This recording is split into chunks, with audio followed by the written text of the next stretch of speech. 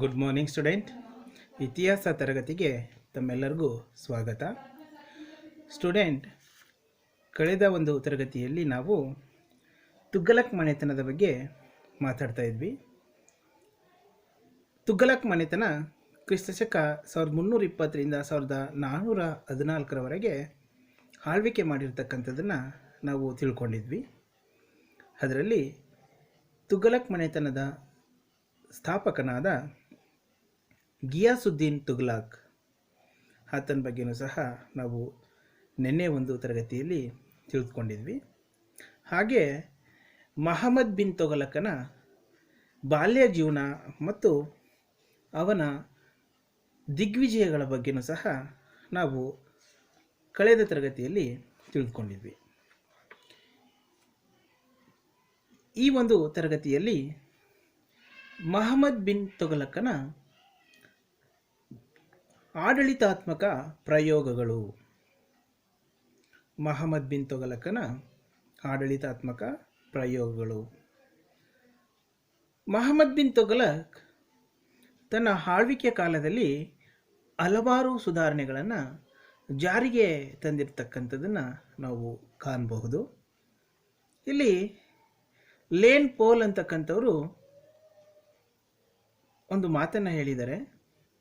ಇವರ ಪ್ರಕಾರ ಉತ್ತಮ ಉದ್ದೇಶ, ಉತ್ತಮ ಯೋಜನೆಗಳಿದ್ದರೂ ಮಹಮ್ಮದ್ ಬಿನ್ ತುಘಲಕನಲ್ಲಿ ಮಾನಸಿಕ ಸಮತೋಲನ ಮತ್ತು ತಾಳ್ಮೆ ಇರಲಿಲ್ಲ. ಆದ್ದರಿಂದ ಇವನ ಆಡಳಿತ ಯೋಜನೆಗಳೆಲ್ಲ ವಿಫಲವಾಗಿ ಇತಿಹಾಸದಲ್ಲಿ ನಗೆಪಾಟಲಿಗೆ ಈಡಾಗಿದೆ. ಸೊ ಈ ಮಾತನ್ನು ಲೇನ್ ಪೋಲ್ ಅವರು ಹೇಳಿರ್ತಕ್ಕಂಥದ್ದು.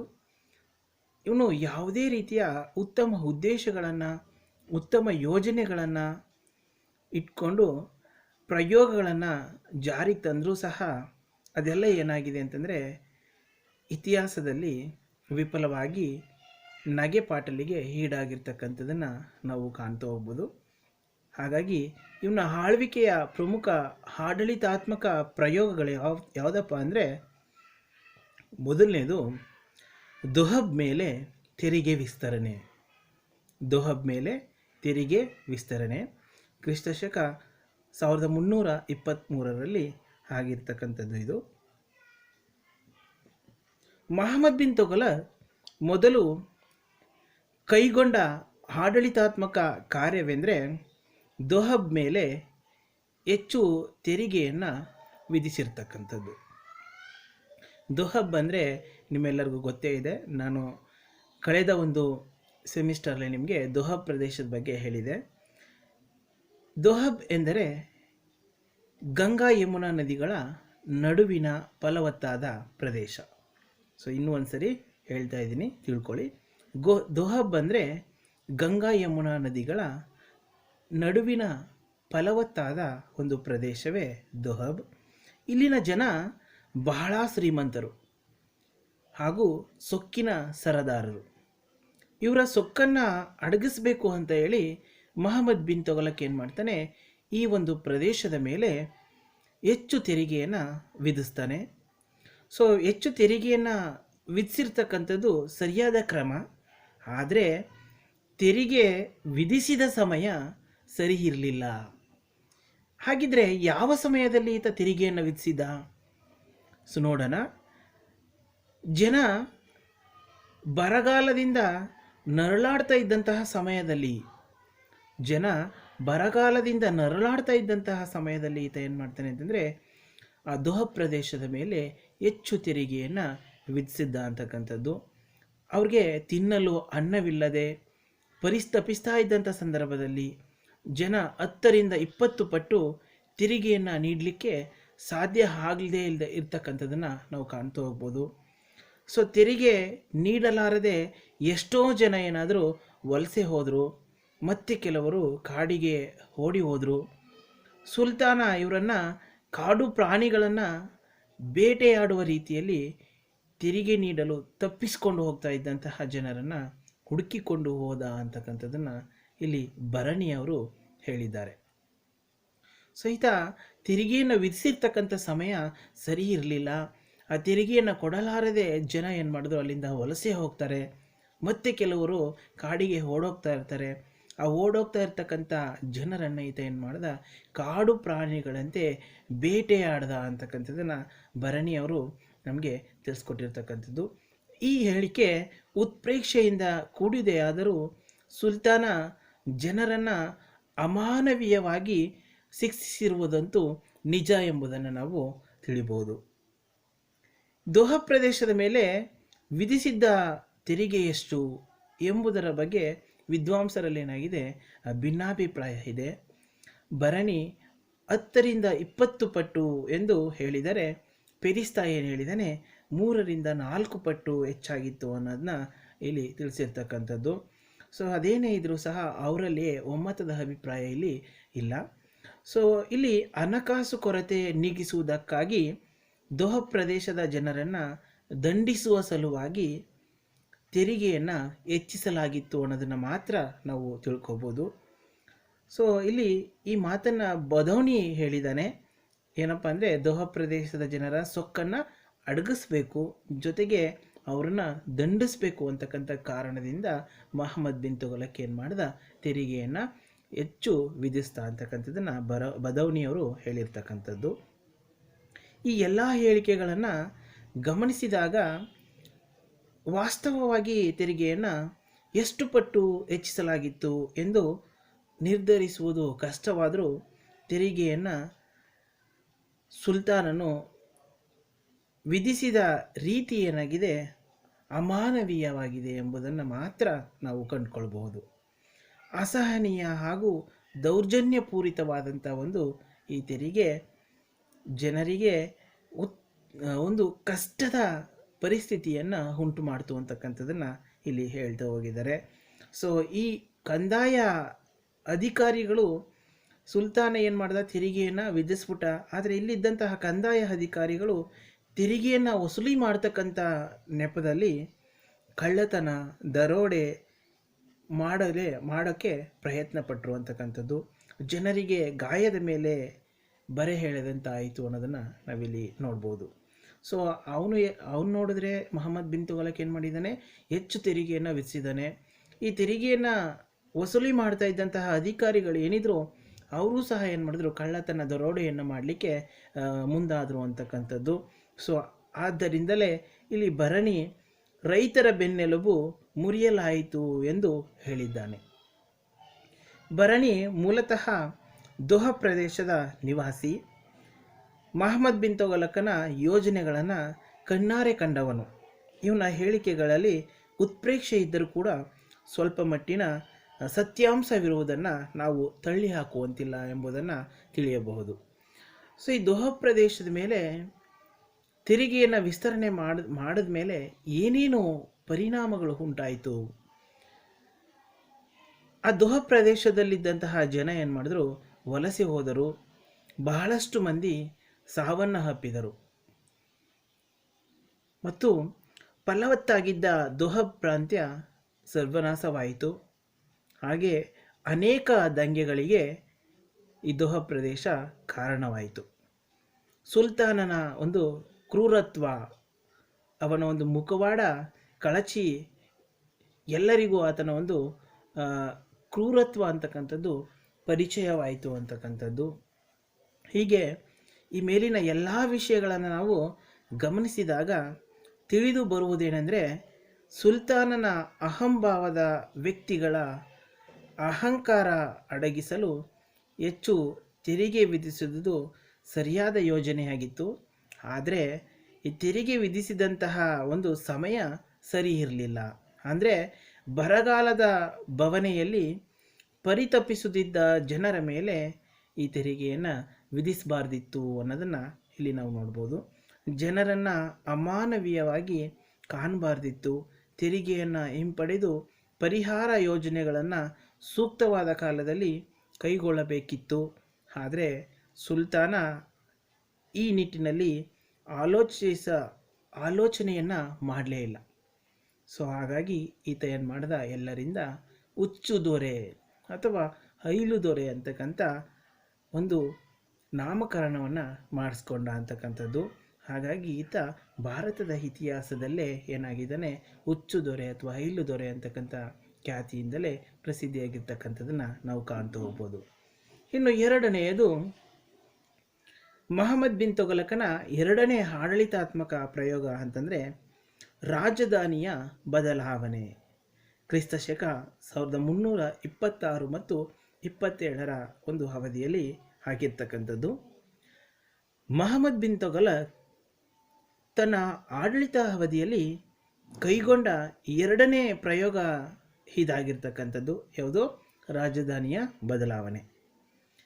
ತನ್ನ ರಾಜಧಾನಿಯನ್ನು ಈತ ದೆಹಲಿಯಿಂದ ದೇವಗಿರಿಗೆ ವರ್ಗಾಯಿಸಿ ದೇವಗಿರಿಯನ್ನು ದೌಲತಾಬಾದ್ ಎಂದು ಮರುನಾಮಕರಣವನ್ನು ಮಾಡ್ತಾನೆ. ರಾಜಧಾನಿ ವರ್ಗಾವಣೆಗಾಗಿ ಸುಲ್ತಾನ ಅಂದರೆ ಮಹಮ್ಮದ್ ಬಿನ್ ತೊಗಲಕ್ ಅನುಸರಿಸಿದಂತಹ ಕ್ರಮ ಅತ್ಯಂತ ಕಠೋರ ಹಾಗೂ ನಿಷ್ಕರುಣೆಯಿಂದ ಕೂಡಿತ್ತು. ಈ ಯೋಜನೆ ಸುಲ್ತಾನ ಯಾರೊಡನೆಯೂ ಚರ್ಚಿಸದೆ ಜಾರಿಗೆ ತಂದ ಯೋಜನೆಯಾಗಿದೆ. ಈತ ರಾಜಧಾನಿ ಬದಲಾವಣೆಯನ್ನು ಮಾಡಬೇಕು ಅಂತಂದರೆ ಏನು ಕಾರಣಗಳು? ಮೊದಲನೇ ಕಾರಣ, ದೇವಗಿರಿ ಭಾರತದ ಮಧ್ಯಭಾಗದಲ್ಲಿತ್ತು, ಹಾಗಾಗಿ ಈತ ರಾಜಧಾನಿಯ ಬದಲಾವಣೆಯ ಮಾಡೋಕ್ಕೆ ಮುಂದಾದ. ಎರಡನೇ ಕಾರಣ, ಮಂಗೋಲರ ದಾಳಿಯಿಂದ ದೂರ ಇರಬೇಕು ಅಂತ. ಸೊ ಮಧ್ಯಭಾಗದಲ್ಲಿರೋದ್ರಿಂದ ಮಂಗೋಲರು ಮಧ್ಯಭಾಗಕ್ಕೆ ದಾಳಿಯನ್ನು ಮಾಡಲಿಕ್ಕೆ ಸಾಧ್ಯ ಆಗಲ್ಲ ಅನ್ನೋ ಒಂದು ಕಾರಣ ಇಟ್ಕೊಂಡು ರಾಜಧಾನಿ ಬದಲಾವಣೆಗೆ ಈತ ಮುಂದಾದ. ಮೂರನೆಯದು, ದಕ್ಕನ್ ಸಂಪದ್ಭರಿತವಾಗಿತ್ತು ಅಂತಕ್ಕಂಥದ್ದು, ಹಾಗಾಗಿ ಅಲ್ಲಿನ ಸಂಪತ್ತನ್ನು ದೋಚಬೇಕು ಅಂತಕ್ಕಂಥ ಕಾರಣದಿಂದ. ಇನ್ನು ನಾಲ್ಕನೆಯದು, ದೇವಗಿರಿ ದಕ್ಷಿಣದ ಆಡಳಿತ ಕೇಂದ್ರವಿದ್ದಂತೆ, ಹಾಗಾಗಿ ಆಳ್ವಿಕೆಯನ್ನು ನಡೆಸಲಿಕ್ಕೆ ಸುಲಭವಾಗಿತ್ತು ಅಂತಕ್ಕಂಥದ್ದು. ದಕ್ಷಿಣ ಭಾಗದಲ್ಲಿ ಆಳ್ವಿಕೆಯನ್ನು ಮಾಡಲಿಕ್ಕೆ ಸುಲಭ ಆಗುತ್ತೆ, ದೇವಗಿರಿಗೆ ರಾಜಧಾನಿಯನ್ನು ಬದಲಾವಣೆ ಮಾಡಿಕೊಂಡ್ರೆ ಅಂತಕ್ಕಂಥ ಒಂದು ಕಾರಣ. ಐದನೆಯದು, ಭರಣಿಯವರು ಹೇಳಿರ್ತಕ್ಕಂಥ ಒಂದು ಪ್ರಕಾರ ದೆಹಲಿಯ ಜನತೆ ಮಹಮ್ಮದ್ ಬಿನ್ ತೊಗಲಕನನ್ನು ತೆಗಳಿ ಬರೆಯುತ್ತಿದ್ದಂತಹ ಪತ್ರಗಳಿಂದಾಗಿ. ಸೊ ಈತ ಜಾರಿಗೆ ತಂದಿರ್ತಕ್ಕಂಥ ಹಲವಾರು ಒಂದು ಪ್ರಯೋಗಗಳಿಂದ ಜನ ಬೇಸತ್ಬಿಟ್ಟಿದ್ರು. ಅದರಿಂದ ಜನತೆ ಏನು ಮಾಡ್ತಾಯಿದ್ರು, ಅನೇಕ ಪತ್ರಗಳನ್ನು ಈತನ ವಿರುದ್ಧ ತೆಗಳಿಕೆಯ ಒಂದು ಪತ್ರಗಳನ್ನು ಬರಿತಾ ಇದ್ರು. ಸೊ ಈ ಪತ್ರಗಳಿಂದ ಬೇಸತ್ತಂತಹ ಸುಲ್ತಾನ ಏನು ಮಾಡ್ದ, ರಾಜಧಾನಿ ಬದಲಾವಣೆಗೆ ಮುಂದಾದ ಅಂತಕ್ಕಂಥದ್ದು. ಈತ ರಾಜಧಾನಿ ಬದಲಾವಣೆಗೆ ಮುನ್ನ ದೆಹಲಿಯ ಎಲ್ಲ ನಿವಾಸಿಗಳ ಮನೆಗಳನ್ನು ಖರೀದಿಸ್ತಾನೆ. ಅವುಗಳ ಒಂದು ಮೌಲ್ಯ ಏನಿತ್ತು ಆ ಮೌಲ್ಯವನ್ನು ವಾರಸುದಾರರಿಗೆ ನೀಡಿ ಆ ನಂತರ ರಾಜಧಾನಿ ಬದಲಾವಣೆಗೆ ಆಜ್ಞೆಯನ್ನು ಹೊರಡಿಸಿದನು. ದೆಹಲಿಯ ಜನತೆ 3 ದಿನಗಳ ಒಳಗಾಗಿ ದೆಹಲಿ ಬೀಳಬೇಕೆಂದು ಮಹಮ್ಮದ್ ಬಿನ್ ತೊಗಲಕ್ ಏನು ಮಾಡ್ತಾನೆ, ಆಜ್ಞೆಯನ್ನು ಹೊರಡಿಸ್ತಾನೆ. ಹೆಂಗಸರು, ಗಂಡಸರು, ಮಕ್ಕಳು ಮತ್ತು ಪ್ರಾಣಿಗಳ ಜೊತೆಯಲ್ಲಿ ದೇವಗಿರಿಗೆ ಪ್ರಯಾಣವನ್ನು ಬೆಳೆಸಲು ಎಲ್ಲರಿಗೂ ಸಹ ಏನು ಮಾಡ್ತಾನೆ, ಸೂಚನೆಯನ್ನು ಸೂಚಿಸ್ತಾನೆ ಅಂತಕ್ಕಂಥದ್ದು. ಸುಮಾರು 700 ಮೈಲಿ ದೂರ ಕ್ರಮಿಸಬೇಕಾದ ಈ ಪ್ರಯಾಣ ದುಸ್ತರವಾಗಿತ್ತೆನ್ನಬಹುದು. ಉಲ್ಸ್ ಹೇಗ್ ಅಂತಕ್ಕಂಥವರು ಒಂದು ಮಾತನ್ನು ಹೇಳಿದ್ದಾರೆ, ಸುಲ್ತಾನನ ರಾಜಧಾನಿ ಬದಲಾವಣೆಯನ್ನು ಊಹಿಸಿಕೊಳ್ಳಲು ಸಾಧ್ಯವಿಲ್ಲ. ಅಂದರೆ ಅಷ್ಟೊಂದು ಕಠೋರವಾಗಿತ್ತಂತೆ. ಈತನ ಒಂದು ರಾಜಧಾನಿ ಬದಲಾವಣೆಯನ್ನು ಊಹಿಸ್ಕೊಳ್ಳಿಕ್ಕೆ ಸಾಧ್ಯನೇ ಇಲ್ಲ ಅನ್ನೋದನ್ನು ಉಲ್ಸ್ ಹೇಗ್ ಅಂತಕ್ಕಂಥವ್ರು ಹೇಳಿರ್ತಕ್ಕಂಥದ್ದು. ದೆಹಲಿಯ ಜನತೆಗೆ ತಮ್ಮ ನಿವಾಸ ಸ್ಥಳದ ಬಗ್ಗೆ ತುಂಬ ಒಲವಿತ್ತು. ಆ ಕಾರಣದಿಂದ ದೆಹಲಿಯ ಜನತೆ ರಾಜಧಾನಿಯನ್ನು ಬದಲಾವಣೆ ಮಾಡಲಿಕ್ಕೆ ಕಷ್ಟ ಸಾಧ್ಯ ಆಯಿತು ಅಂತಕ್ಕಂಥದ್ದನ್ನು ಇಲ್ಲಿ ಹೇಳ್ಬೋದು. ಅಲ್ಲಿಂದ ಅವರು ತುಂಬ ಅವರ ಸ್ಥಳದ ಬಗ್ಗೆ ಏನು ಮಾಡಿದರು, ಅಟ್ಯಾಚ್ಮೆಂಟನ್ನು ಇಟ್ಕೊಂಡಿದ್ರು. ಆ ಕಾರಣದಿಂದಾಗಿ ದೆಹಲಿಯಿಂದ ದೇವಗಿರಿಗೆ ಅವರು ಪ್ರಯಾಣನ ಬೆಳೆಸ್ತಕ್ಕಂಥ ಸಂದರ್ಭದಲ್ಲಿ ತುಂಬ ಕಷ್ಟಕರವಾದಂಥ ಒಂದು ವಾತಾವರಣ ಸೃಷ್ಟಿಯಾಯಿತು ಅನ್ನೋದನ್ನು ನಾವಿಲ್ಲಿ ನೋಡ್ತಾ ಹೋಗ್ಬೋದು. ಆ ವೇದನೆ ಅವರ ಮುಖದಲ್ಲಿ ಎದ್ದು ಕಾಣ್ತಾ ಇತ್ತು. ಆದರೂ ಅದನ್ನು ತೋರ್ಪಡಿಸ್ಕೊಳ್ಳದೇನೆ ಮೂಕರಾಗಿದ್ದರು ಅಂತಕ್ಕಂಥದ್ದು. ಇಬ್ಬನ್ ಬತೂತ ಇಲ್ಲಿ ಒಂದು ಮಾತನ್ನು ಹೇಳಿದ್ದಾನೆ. ಒಬ್ಬ ಕುಂಟ ಮತ್ತು ಕುರುಡನನ್ನು ಸಹ ಬಿಡದೆ ಜನರನ್ನು ದೆಹಲಿಯಿಂದ ದೇವಗಿರಿಗೆ ವರ್ಗಾಯಿಸಲಾಯಿತು. ಆಗ ಕುಂಟ ದಾರಿಯಲ್ಲಿ ಮರಣ ಹೊಂದಿದ, ಕುರುಡನ ಒಂದು ಕಾಲು ಮಾತ್ರ ದೇವಗಿರಿಗೆ ತಲುಪಿತು. ಸೊ ಎಷ್ಟು ಕಷ್ಟಕರವಾದಂಥ ಒಂದು ಸಂದಿಗ್ಧ ಪರಿಸ್ಥಿತಿಯಲ್ಲಿ ನಿರ್ಮಾಣ ಆಗಿತ್ತು ಅಂತಂದರೆ, ಒಬ್ಬ ಕುರುಡನ ಸಹ ಅಲ್ಲಿ ಬಿಡಲಿಲ್ಲ, ಒಬ್ಬ ಕುಂಟನೂ ಸಹ ಅಲ್ಲಿ ಬಿಡಲಿಲ್ಲ. ಈ ರಾಜಧಾನಿಯ ಬದಲಾವಣೆಯ ಸಂದರ್ಭದಲ್ಲಿ ಬಹಳಷ್ಟು ಮಂದಿ ಏನಾದರೂ ಅರ್ಧದಲ್ಲಿಯೇ ಸಾವಿಗೆ ಈಡಾದರು ಅಂತಕ್ಕಂಥದ್ದು, ಕೆಲವರು ಕೈಕಾಲುಗಳನ್ನು ಕಳ್ಕೊಂಡ್ರು ಅಂತಕ್ಕಂಥದ್ದನ್ನು ಸಹ ನಾವಿಲ್ಲಿ ನೋಡ್ತಾ ಹೋಗ್ಬೋದು. ಸೊ ಈ ಹೇಳಿಕೆಗಳು ಉತ್ಪ್ರೇಕ್ಷೆ ಎನಿಸಿದರೂ ಕೂಡ ರಾಜಧಾನಿ ವರ್ಗಾವಣೆ ಕಠೋರವಾಗಿತ್ತೆಂಬುದಂತೂ ಸತ್ಯವಾದ ಸಂಗತಿ ಅಂತಕ್ಕಂಥದ್ದು. ಸೊ ಈ ರಾಜಧಾನಿಯ ವರ್ಗಾವಣೆಗೆ ಈತ ಅನುಸರಿಸಿದ ಕ್ರಮಗಳು: ಮೊದಲನೇದು ಉತ್ತಮ ರಸ್ತೆಯ ನಿರ್ಮಾಣ, ಉಚಿತ ಆಹಾರ ಮತ್ತು ನೀರು ಸರಬರಾಜು, ತಂಗುದಾಣಗಳ ನಿರ್ಮಾಣ. ಸೊ ಈತ ರಾಜಧಾನಿಯನ್ನು ವರ್ಗಾವಣೆ ಮಾಡಬೇಕು ಅಂತ ಹೇಳ್ಬಿಟ್ಟು ಉಚಿತ ರಸ್ತೆಯನ್ನು ನಿರ್ಮಾಣ ಮಾಡಿಸ್ತಾ, ಉಚಿತ ಆಹಾರ ಮತ್ತು ನೀರು ಸರಬರಾಜನ್ನು ಮಾಡಿಕೊಟ್ಟ, ತಂಗುದಾಣಗಳನ್ನು ಸಹ ನಿರ್ಮಾಣ ಮಾಡಿಕೊಟ್ಟಿದ್ದ ಅಂತಕ್ಕಂಥದ್ದು. ಸೊ ದೇವಗಿರಿ ತಲುಪಿದ ಮೇಲೆ ಬಹಳಷ್ಟು ಮಂದಿ ಏನಾದರೂ ಸಾವಿಗೀಡಾದರು. ಸ್ವರ್ಗಲೋಕದಂತಿದ್ದ ದೆಹಲಿಯ ನಗರದಲ್ಲಿ ಏನಾಯಿತು, ಸ್ಮಶಾನ ಮೌನ ಆವರಿಸಿತು. ಸುಲ್ತಾನ ಬರಡಾದ ಪ್ರದೇಶವನ್ನು ತನ್ನ ಅರಮನೆಯ ಮೇಲಿಂದ ನಿಂತು ನೋಡಿದಾಗ ಅವನಿಗೆ ತೃಪ್ತಿಯಾಯಿತು. ಯಾಕೆಂದರೆ ಒಂದು ಮನೆಯಲ್ಲಿಯೂ ಚಿಮಣಿ ಬೆಳಕು ಕಾಣಲಿಲ್ಲವಾದ್ದರಿಂದ ಎಂಬುದನ್ನು ನಾವಿಲ್ಲಿ ಹೇಳಬಹುದು. ಆದರೆ ಈ ಹೇಳಿಕೆಯಲ್ಲಿ ಸತ್ಯವಿಲ್ಲ. ಇದೊಂದು ಸಂತೆ ಕಂತೆ ಎಂದು ತಿರಸ್ಕರಿಸಲಾಗಿದೆ. ಕಾರಣ ಇಬ್ಬನ್ ಬತೂತ ಕ್ರಿಸ್ತಶಕ 1334ರಲ್ಲಿ ದೆಹಲಿ ಜನಭರಿತವಾಗಿತ್ತು ಎಂದಿದ್ದಾನೆ.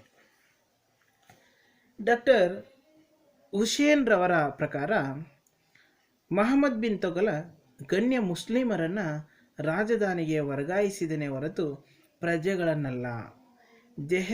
ದೆಹಲಿ ಪಾಳು ಬಿದ್ದಿರಲಿಲ್ಲ, ಅದು ತನ್ನ ಸ್ಥಾನಮಾನವನ್ನು ಕಳೆದುಕೊಂಡಿರಲಿಲ್ಲ.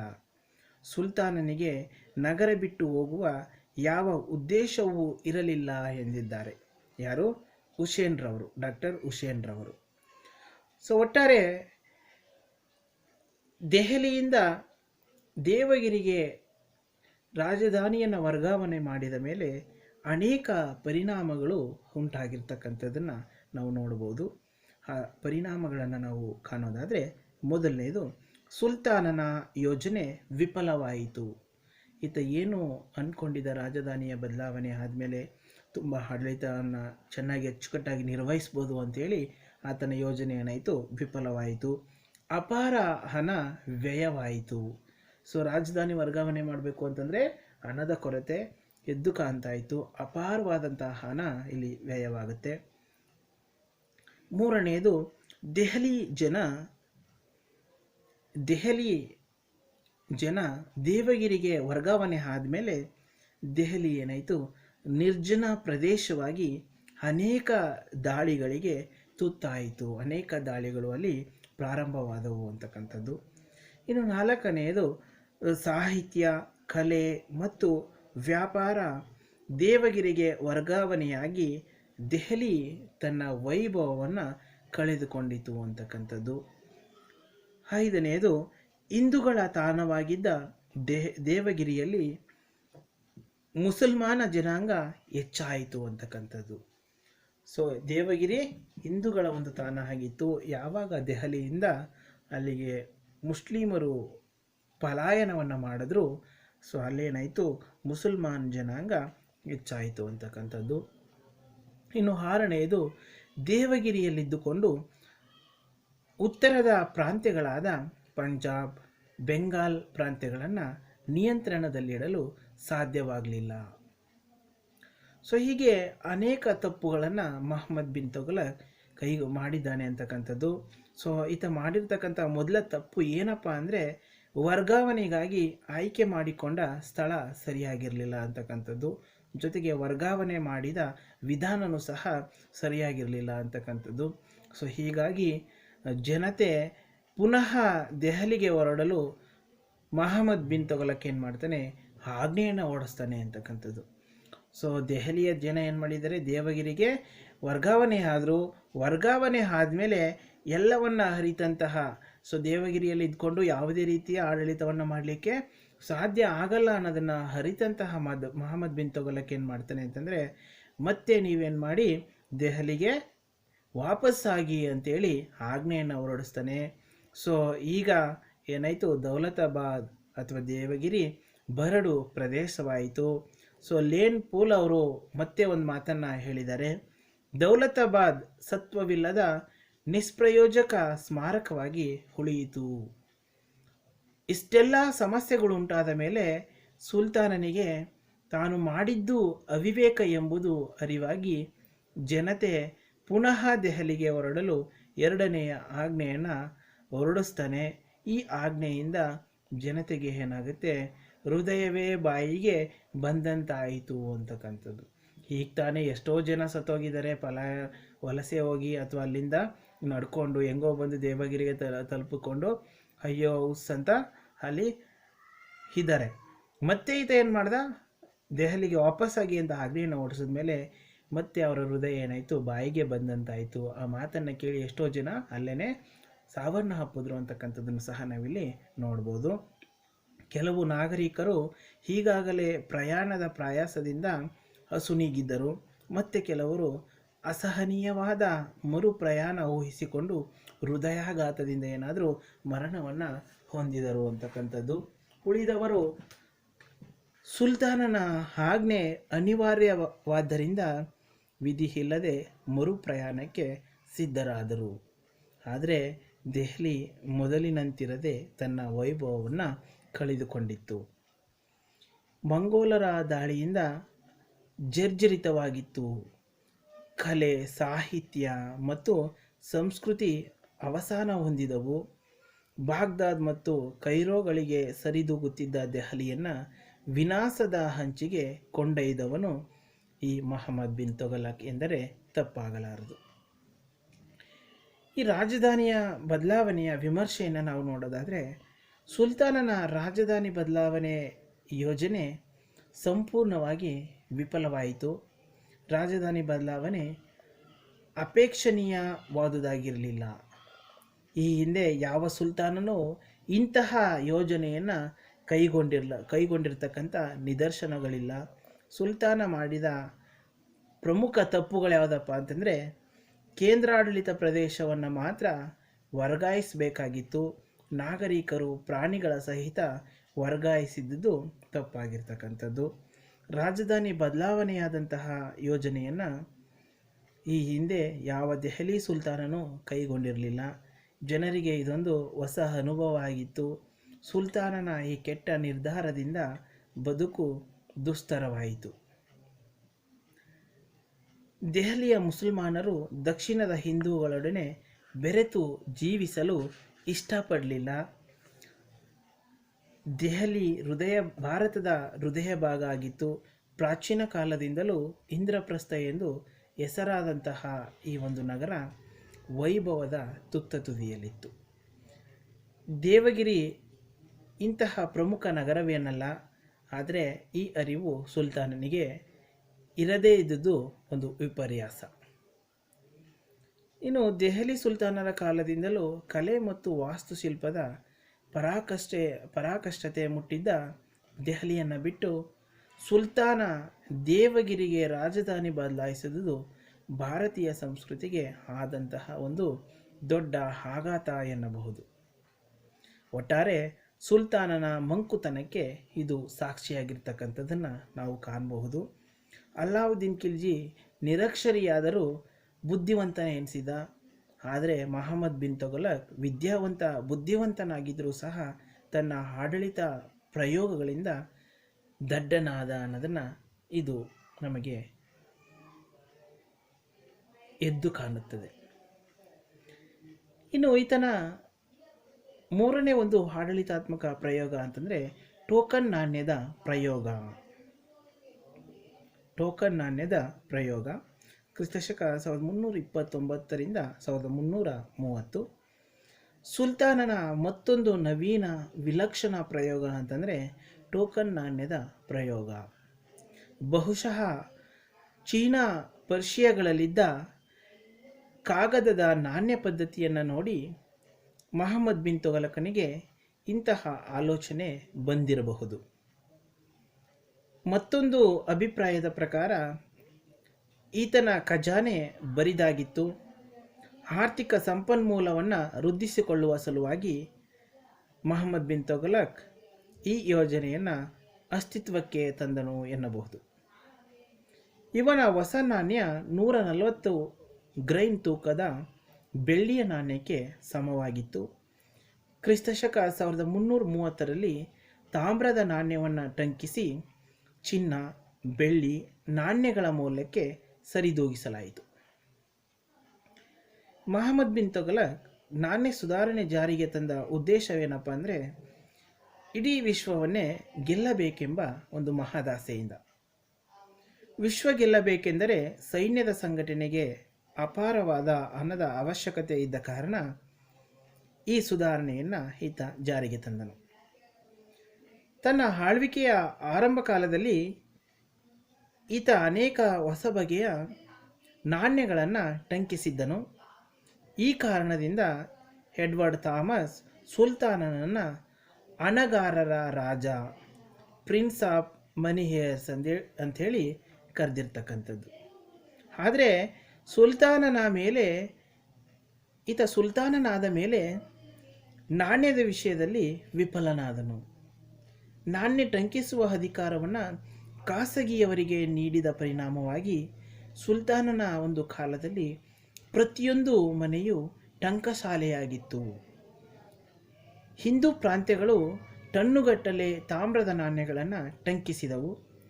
ರೈತರು, ಪ್ರಾಂತ್ಯಪಾಲರು, ವ್ಯಾಪಾರಿಗಳು ಎಲ್ಲರೂ ತಾಮ್ರದ ನಾಣ್ಯದ ರೂಪದಲ್ಲಿ ತೆರಿಗೆಯನ್ನು ನೀಡಿದರು.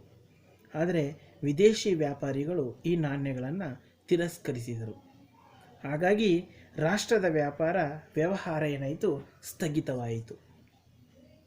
ಆ ನಂತರ ಮಹಮ್ಮದ್ ಬಿನ್ ತುಘಲಕ್ ತಾಮ್ರದ ನಾಣ್ಯಗಳನ್ನು ಬಲವಂತವಾಗಿ ಪಡೆದುಕೊಂಡು ಅದರ ಬದಲಿಗೆ ಚಿನ್ನ, ಬೆಳ್ಳಿಯ ನಾಣ್ಯಗಳನ್ನು ನೀಡಿದನು. ಯಾರಿಂದ? ಯಾರ್ಯಾರ ಹತ್ರ ತಾಮ್ರದ ನಾಣ್ಯಗಳು ಓಡಾಡ್ತಾ ಇತ್ತು ಆ ನಾಣ್ಯಗಳನ್ನೆಲ್ಲ ಈತ ಏನು ಮಾಡ್ದ, ಅವರಿಂದ ಬಲವಂತವಾಗಿ ಪಡ್ಕೊಂಡು ಅದರ ಬದಲಾಗಿ ಏನು ಮಾಡ್ದ, ಅವರಿಗೆ ಚಿನ್ನದ ನಾಣ್ಯಗಳನ್ನು, ಬೆಳ್ಳಿಯ ನಾಣ್ಯಗಳನ್ನು ವಾಪಸ್ ಅವ್ರಿಗೆ ಕೊಡ್ತಾನೆ. ಚಿನ್ನ ಖಾಲಿಯಾಗಿ ರಾಷ್ಟ್ರದ ಸಂಪತ್ತು ಬರಿದಾಯಿತು. ತಾಮ್ರದ ನಾಣ್ಯಗಳು ಖಜಾನೆ ತುಂಬಿದವು. ಸುಲ್ತಾನ ತಾಮ್ರದ ನಾಣ್ಯ ನೀಡಿ ಚಿನ್ನದ ನಾಣ್ಯಗಳನ್ನು ಪಡೆಯಿರಿ ಎಂದು ಸಾರಿದನು. ಆಗ ಜನ ತಮ್ಮಲ್ಲಿದ್ದ ತಾಮ್ರದ ನಾಣ್ಯಗಳನ್ನು ಸುರಿದು ಚಿನ್ನದ ನಾಣ್ಯಗಳನ್ನು ಪಡೆದರು. ಸುಲ್ತಾನನ ಖಜಾನೆಯಲ್ಲಿ ತಾಮ್ರದ ನಾಣ್ಯಗಳು ರಾಶಿ ರಾಶಿಯಾಗಿ ಬಿದ್ದಿದ್ದವು. ಅಕ್ಕಸಾಲಿಗರು ಚಿನ್ನ ಬೆಳ್ಳಿಗೆ ಬದಲಾಗಿ ತಾಮ್ರದ ನಾಣ್ಯ ಟಂಕಿಸುವಲ್ಲಿ ನಿರತರಾಗಿದ್ದರು. ಒಟ್ಟಾರೆ ಸುಲ್ತಾನನಿಗೆ ಈ ಯೋಜನೆಯಲ್ಲೂ ಯಶಸ್ಸು ದೊರೆಯಲಿಲ್ಲ ಎಂದು ಹೇಳಬಹುದು. ಈ ನಾಣ್ಯ ಸುಧಾರಣೆಯ ವಿಮರ್ಶೆಯನ್ನು ನಾವು ನೋಡೋದಾದರೆ, ನಾಣ್ಯ ಟಂಕಿಸುವ ಏಕಸ್ವಾಮ್ಯತೆಯನ್ನು ಸರ್ಕಾರ ಉಳಿಸಿಕೊಳ್ಳಬೇಕಿತ್ತು. ಸರ್ಕಾರದ ನಾಣ್ಯ ಮತ್ತು ಕುಶಲತೆ ಇಲ್ಲದವರ ನಾಣ್ಯಗಳಲ್ಲಿ ವ್ಯತ್ಯಾಸಗಳಿದ್ದವು. ಇದನ್ನು ಸ್ಪಷ್ಟಪಡಿಸಲು ವಿಶೇಷ ವ್ಯವಸ್ಥೆ ಇರಲಿಲ್ಲ. ಮಹಮ್ಮದ್ ಬಿನ್ ತುಘಲಕ್ ಚೀನಾ ದೇಶದಂತೆ ನಕಲಿ ನಾಣ್ಯ ಪತ್ತೆ ಹಚ್ಚುವ ಕ್ರಮ ಕೈಗೊಳ್ಳಲಿಲ್ಲ. ನಾಣ್ಯ ಉತ್ಪಾದನೆಗೆ ಮಿತಿ ಇರಲಿಲ್ಲ. ಹಾಗಾಗಿ ಕೋಟಾ ನಾಣ್ಯಗಳು ಹೆಚ್ಚಾದವು. ಇದರಿಂದ ಮಹಮ್ಮದ್ ಬಿನ್ ತುಘಲಕ್ ಟೋಕನ್ ನಾಣ್ಯ ಪ್ರಯೋಗದಲ್ಲಿಯೂ ಸಂಪೂರ್ಣವಾಗಿ ವಿಫಲನಾದ. ರಾಜನಿಗಿಂತ ಜನರೇ ಬುದ್ಧಿವಂತರಾಗಿದ್ದರೆಂಬುದು ಈ ಒಂದು ನಾಣ್ಯ ಪ್ರಯೋಗ ಅಥವಾ ಟೋಕನ್ ನಾಣ್ಯದ ಪ್ರಯೋಗ ಅಥವಾ ಟೋಕನ್ ನಾಣ್ಯದ ಸುಧಾರಣೆಯಿಂದ ನಮಗೆ ತಿಳಿದು ಬರುತ್ತದೆ. ಇನ್ನು ಈತನ 4ನೇ ಸುಧಾರಣೆ ಅಥವಾ 4ನೇ ಆಡಳಿತಾತ್ಮಕ ಪ್ರಯೋಗ ಕಂದಾಯ ನೀತಿ. ಮಹಮ್ಮದ್ ಬಿನ್ ತುಘಲಕ್ ತನ್ನ ಆಳ್ವಿಕೆಯ ಕಾಲದಲ್ಲಿ ತೆರಿಗೆಗಳ ಮೂಲಕ ಕಂದಾಯ ಬಾಬ್ತು ಹೆಚ್ಚಿಸಲು ಯೋಜನೆಯನ್ನು ಸಿದ್ಧಪಡಿಸಿದನು. ಪ್ರತಿ ವಿಭಾಗ ಹಾಗೂ ಪ್ರಾಂತ್ಯಗಳಲ್ಲಿ ರಾಜ್ಯಪಾಲರು ಆದಾಯ ವೆಚ್ಚ ದಾಖಲು ಮಾಡಿಕೊಳ್ಳಲು ಸೂಚಿಸಿದನು.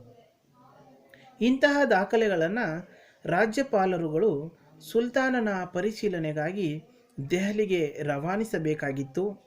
ಆ ದಾಖಲೆಗಳ ಆಧಾರದ ಮೇಲೆ ಸುಲ್ತಾನ ಹೊಸ ಕಂದಾಯ ನೀತಿ ಜಾರಿಗೆ ತರುತ್ತಿದ್ದನು. ಇನ್ನು ಈತನ ಕೃಷಿ ಸುಧಾರಣೆಯ ಬಗ್ಗೆ ಹೇಳಬೇಕು ಅಂದರೆ, ಕೃಷಿ ಇಲಾಖೆ ಅಭಿವೃದ್ಧಿಪಡಿಸಲು ಮಹಮ್ಮದ್ ಬಿನ್ ತುಘಲಕ್ ದಿವಾನ್ ಇ ಕೋಹಿ ಎಂಬ ಇಲಾಖೆಯನ್ನು ಸ್ಥಾಪಿಸಿದನು. ಇದರ ಉದ್ದೇಶ ಏನಂದರೆ, ಕೃಷಿಗೆ ಯೋಗ್ಯವಲ್ಲದ ಭೂಮಿಯನ್ನು ನೆನ್ಪಿಟ್ಕೊಳ್ಳಿ, ಕೃಷಿಗೆ ಯೋಗ್ಯವಲ್ಲದ ಭೂಮಿಯನ್ನು ಕೃಷಿಯೋಗ್ಯ ಭೂಮಿಯನ್ನಾಗಿ ಮಾಡುವುದು. ಕೃಷಿ ಸುಧಾರಣೆ ಅಂದರೆ ಇದರ ಉದ್ದೇಶ ಏನು ಅಂದರೆ, ಕೃಷಿಗೆ ಯೋಗ್ಯವಲ್ಲದ ಭೂಮಿಯನ್ನು ಕೃಷಿ ಯೋಗ್ಯ ಭೂಮಿಯನ್ನಾಗಿ ಮಾಡುವುದು. ರಾಜ್ಯದ ಬೊಕ್ಕಸದ ಹಣದಿಂದ 2 ವರ್ಷಗಳ ಅವಧಿಗೆ 60 ಮೈಲಿ ಚದುರ ಪ್ರದೇಶದಲ್ಲಿ ಕೃಷಿಗಾಗಿ ಈತ 70 ಲಕ್ಷ ರು ಖರ್ಚು ಮಾಡಿದನು. ಕೃಷಿ ಅಭಿವೃದ್ಧಿಗಾಗಿ ಕೃಷಿ ಅಧಿಕಾರಿಗಳನ್ನು ನೇಮಿಸಿದನು. ಭೂಮಿ ಇಲ್ಲದವರಿಗೆ ಭೂಮಿಯನ್ನು ನೀಡಲಾಯಿತು. ರೈತರಿಗೆ ಸಾಲ ಸೌಲಭ್ಯವನ್ನು ಒದಗಿಸಲಾಯಿತು. ಆದರೂ ಸುಲ್ತಾನನ ಈ ಕೃಷಿ ಸುಧಾರಣೆ ವಿಫಲವಾಯಿತು. ಯಾಕೆ ಈ ಕೃಷಿ ಸುಧಾರಣೆ ವಿಫಲ ಆಯಿತು? ಅನೇಕ ಹಣವನ್ನು ವ್ಯಯ ಮಾಡಿದ್ದಾನೆ, ಒಳ್ಳೊಳ್ಳೆ ಕೃಷಿ ಅಭಿವೃದ್ಧಿಗಾಗಿ ಕೃಷಿ ಅಧಿಕಾರಿಗಳನ್ನು ನೇಮಕ ಮಾಡಿದ್ದಾನೆ. ಆದರೂ ಸಹ ಈ ಒಂದು ಯೋಜನೆ ವಿಫಲವಾಗುತ್ತೆ. ಇದಕ್ಕೆ ಕಾರಣ ಏನು? ಹಲವಾರು ಕಾರಣಗಳನ್ನು ನಾವು ನೋಡ್ಬೋದು. ಅದರಲ್ಲಿ ಮೊದಲನೇದು, ಕೃಷಿಗಾಗಿ ಆಯ್ಕೆ ಮಾಡಿಕೊಂಡಿದ್ದ ಭೂಮಿ ಫಲವತ್ತಾಗಿರಲಿಲ್ಲ. ಅಂದರೆ ಕೃಷಿಗಾಗಿ ಈತ ಆಯ್ಕೆ ಮಾಡಿಕೊಂಡಿರ್ತಕ್ಕಂಥ ಭೂಮಿ ಏನಪ್ಪ ಅಂದರೆ ಫಲವತ್ತತೆಯಿಂದ ಇರಲಿಲ್ಲ, ಅದೊಂದು ಕಲ್ಲು ಭೂಮಿಯಾಗಿತ್ತು ಅಂತಕ್ಕಂಥದ್ದು. ಕೃಷಿ ಅಧಿಕಾರಿಗಳನ್ನು ನಂಬಿ ಮಹಮ್ಮದ್ ಬಿನ್ ತುಘಲಕ್ ಕೃಷಿ ಬಗ್ಗೆ ಹೆಚ್ಚು ಆಸಕ್ತಿಯನ್ನು ವಹಿಸಲಿಲ್ಲ ಅಂತಕ್ಕಂಥದ್ದು. ಕೃಷಿ ಅಧಿಕಾರಿಗಳು ಬೇಕಾಬಿಟ್ಟಿ ಏನು ಮಾಡಿದ್ರು, ಅವರಿಗೆ ಬಂದಂತೆ ಒಂದು